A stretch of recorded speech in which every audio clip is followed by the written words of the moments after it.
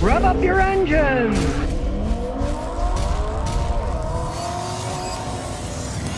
Well, Mustang Mach-E is showing two things. One, it's showing that the adoption of electric vehicles is probably a long time in the future, and it's also showing, too, that you really shouldn't build electric cars in Mexico, where quality control isn't that good. Now, in 2022, Ford has to recall 50,000 of these electric Mustangs because they can start on fire and short out. If you accelerate fast, the connectors overheat, can start on fire, right? Now, they make these things to go super fast. Well, the idiots aren't making them correctly. They're not using thick enough wires. They're not putting them on tight enough. The faster you go, the more you stress an electric motor and a battery, the hotter it gets, right? So, if you're going to make these things that can go fast, you need to build them correctly. Of course, they're making them in Mexico, making them as cheap as they can. Of course, it's going to bite them in the rear end. Now, Ford said that, oh, well, we got a software update, and that'll keep that from happening. Well, it looks like the software update isn't working, and now they're being probed by the government. The government is opening an investigation to cover 64,000 Mach-E's, electric vehicles that Ford's making in Mexico. Don't say I didn't warn people about it, right?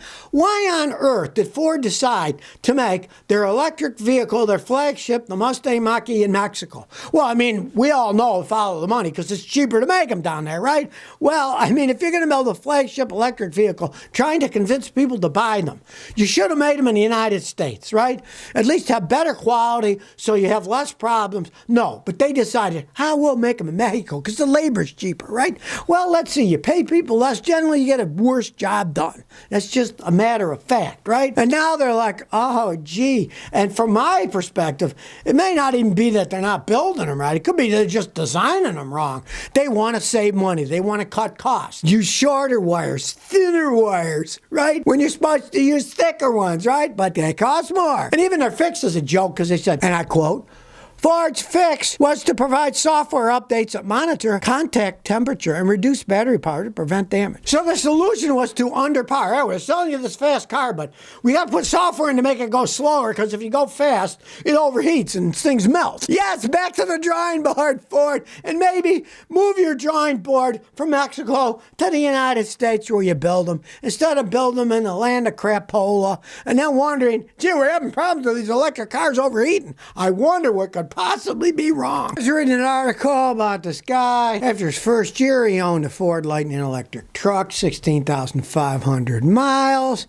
And I couldn't help but laugh because the guy's name is Mitchell Watts, and he just happens to be the vice president of the town and country Ford dealership in Alabama. Now, of course, he's praising the thing. He said, oh, some minor problems, but of course, since he's the vice president of a stupid Ford dealership, what do you think the guy's going to say? You know, it's amazing that this stuff even makes it out to the public. He did admit one thing. I guess you can't lie about everything. Ford rates it as 2.4 miles per kilowatt hour, right? It's supposed to be able to go 2.4 miles for every kilowatt hour electricity that's used. Well, he got almost 20% worse than that. That's quite a jump, you know?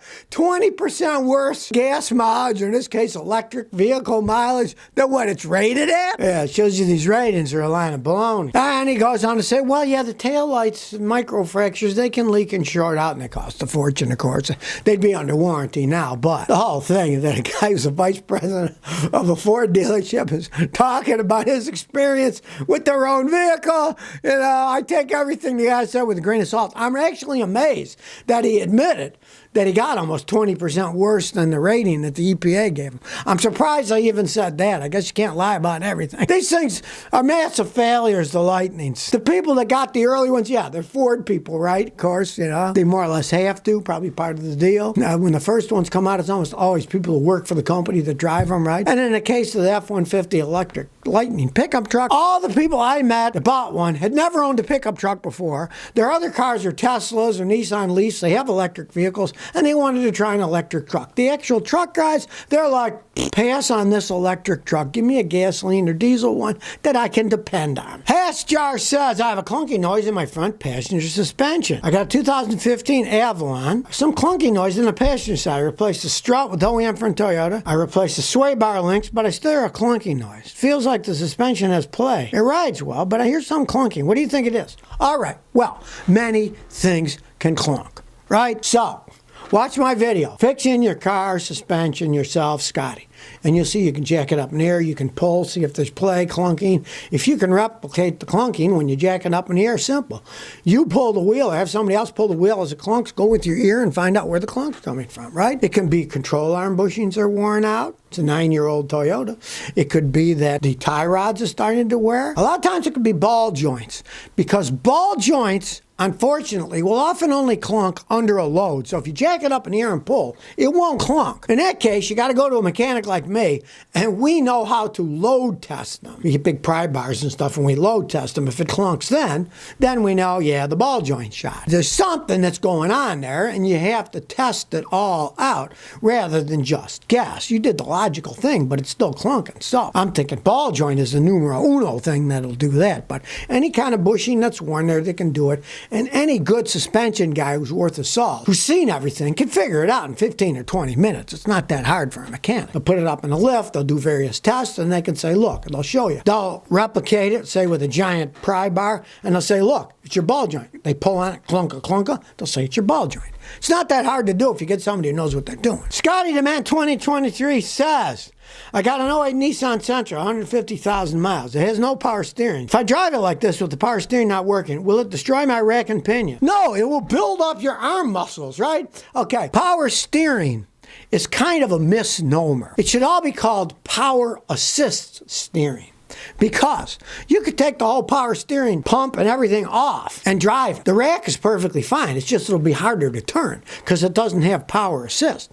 It doesn't hurt anything. Now, let's say you got a pump that leaks. If you run the pump dry, it'll burn the pump out, of course. Won't hurt the rack. The rack's just sitting there. If it doesn't get power, it doesn't get power. And let's say you got electric power steering, but you don't have the power assist anymore, and the power electric motor doesn't work. It won't hurt the rack. It just makes it harder to turn. It's just an assist system. It's a system to assist. That's why people say, Scotty, what about that new electric power steering? If it breaks, you'll turn the wheel and it'll run into a tree because you have no control. No, it doesn't work that way. You step on your accelerator pedal. It's a computer mouse.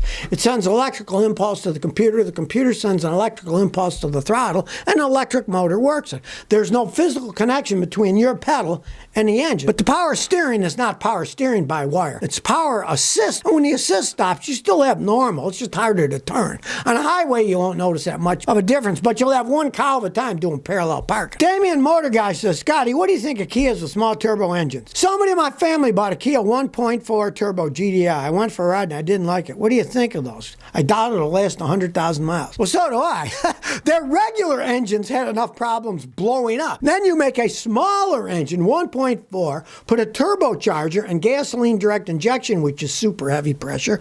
Yeah, they're going to wear out faster. It's only common. Any car's going to, even a Toyota. If you put a smaller engine and put a turbocharger on it, you're going to have problems. They came out with that Toyota Corolla GR, and I believe it had a 3-cylinder turbo, and some of those engines have already blown up. Now, I'm sure people stress the heck out of them too, but you get a small engine and you put a turbo, you're increasing the internal pressure.